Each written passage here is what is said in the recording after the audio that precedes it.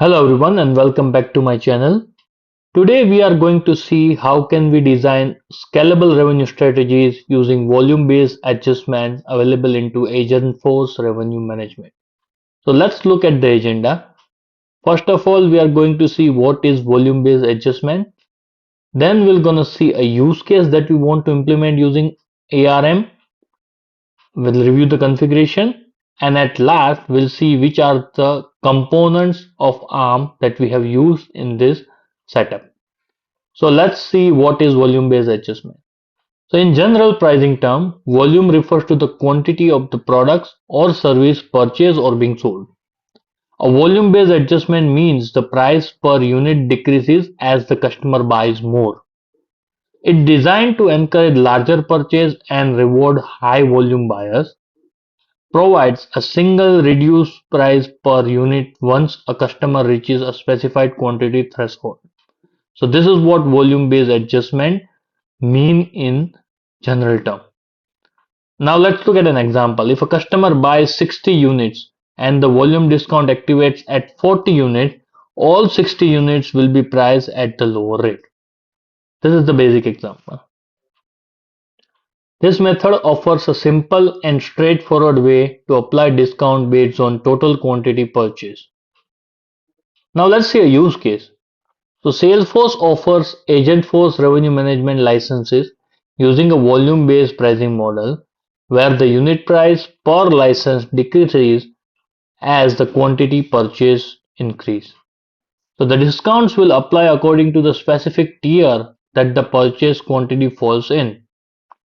And here are the tiers. So starting 1 to 50, the unit price will be $100 per license per month, which is a base rate. But if you opt for more quantity of the license, let's say between 51 to 200, the price decreases to 90. So it is 10% volume discount. And if you go beyond 201, the price further reduced to 80, which is 20% volume discount on the base rate. Now let's see how can we set up this. So I'm in Salesforce. I just want you to see how this will look like and then we'll see the setup how we did it. So I'll just click on browse catalog and I'll add the Agentforce revenue management product which is defined over here, and let's save it once it's get added. So I'm just saving it. It will take some time because it is processing everything in background, so it will take some time, and you can see our request is being processed and we are here on quote line editor, and now I can see a products being added, quantity is 1, here is a started ended, and the net unit price is 100. Now let's say let me buy something for 51 quantity and let's see what the price comes up.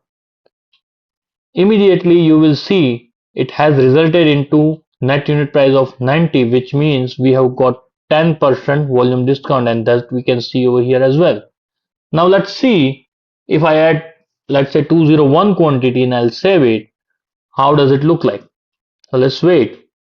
And the line got saved, the repricing happened, and now we can see that we have got 20% discount since we have purchased more than 200 quantity. Now let me show you how we have defined this.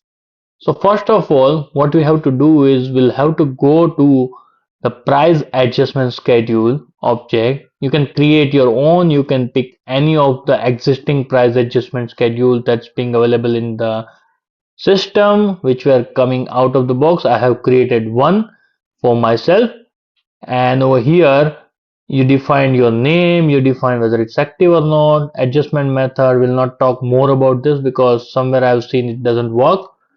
The schedule type, it is volume based schedule. There are a couple of others, but we are going to take each in the upcoming session. So right now we are concerning about volume only. So schedule type is volume.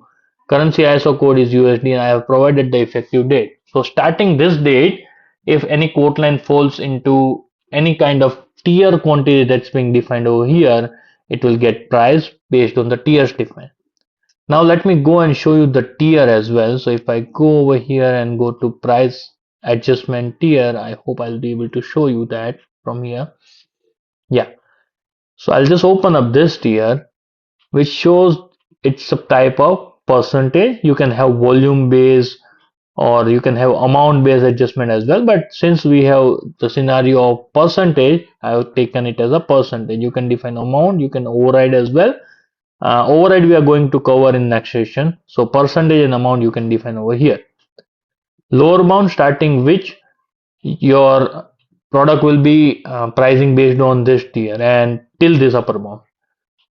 You can see that tier discount is 0 since 1 to 50 we are selling it on the base rate.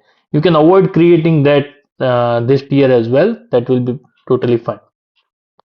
Starting what this tier will get applicable, we have defined it for which product, for which selling model. So you can have selling model based adjustment as well.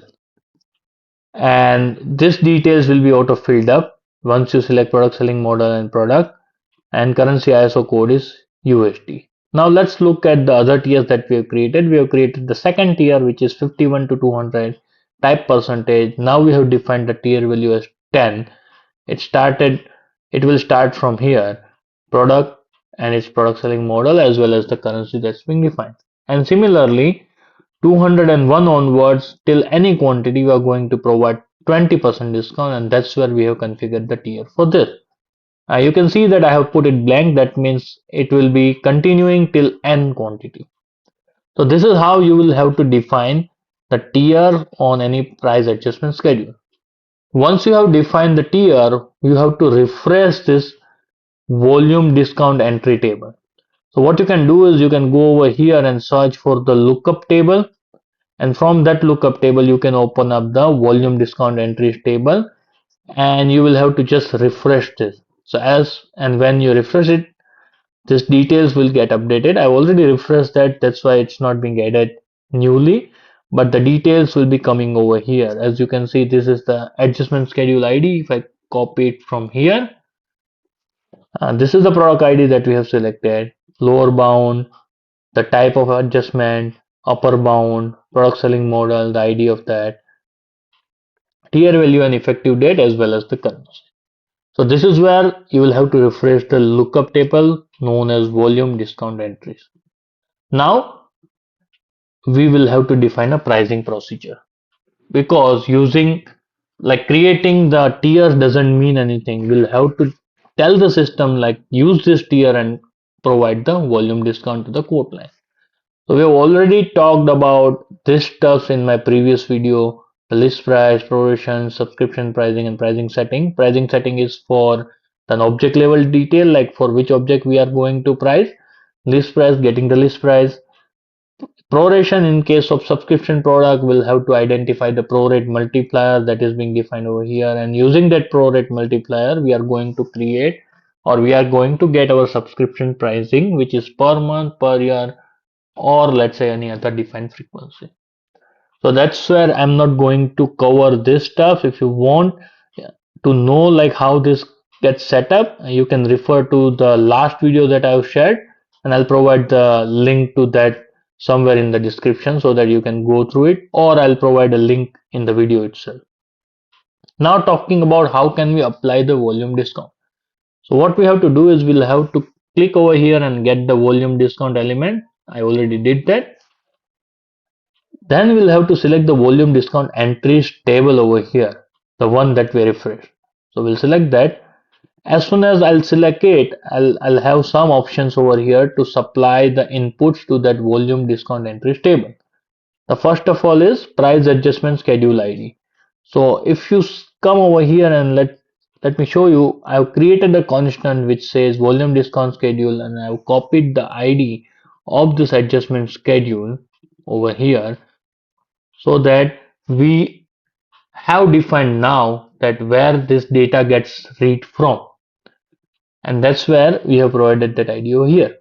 Then lower bound and upper bound, we have put line item quantity. It takes an input of decimal, so I've added the line item quantity. Then which product we are going to get price for, so product. Then which selling model, we have defined selling model, and effective from, like starting which date we are going to get the data from that particular table. This effective date, effective from is the line item field. Again, effective to we have added as effective from, but we can surely make it effective to as well. And then currency as support. Once that's being done, I haven't provided any output variable.